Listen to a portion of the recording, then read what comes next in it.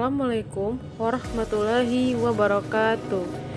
Perkenalkan, nama saya Rizka Juliarti dengan NIM 20130303148.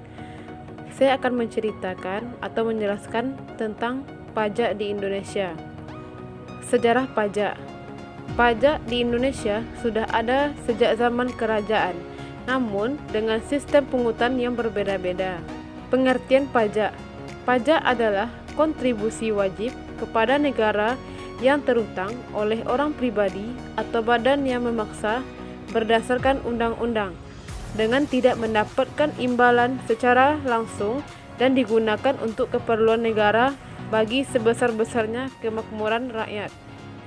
Fungsi pajak.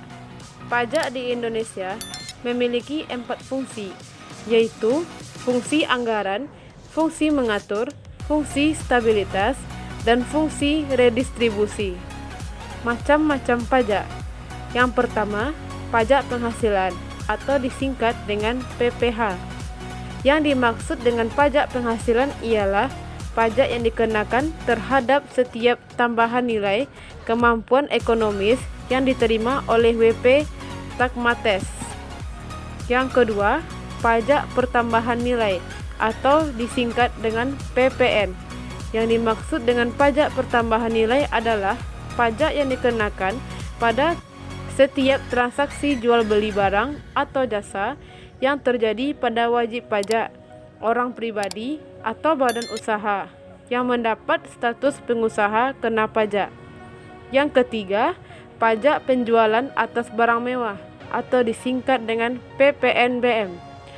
Yang dimaksud dengan pajak penjualan atas barang mewah yaitu adalah tarif pajak penjualan atas barang mewah dapat ditetapkan dalam beberapa kelompok tarif, yaitu tarif paling rendah 10% dan paling tinggi 200%.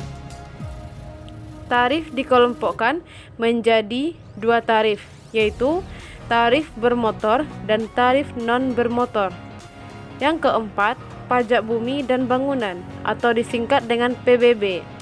Yang dimaksud dengan pajak bumi dan bangunan yaitu pajak atas bumi dan bangunan yang dimiliki, dikuasai, atau dimanfaatkan oleh orang pribadi atau badan, kecuali kawasan yang digunakan untuk kegiatan usaha perkebunan, perhutanan, dan pertambangan.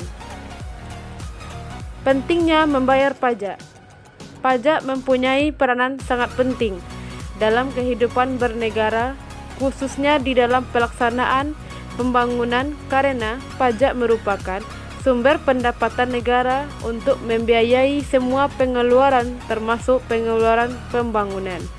Sekian, terima kasih. Assalamualaikum warahmatullahi wabarakatuh.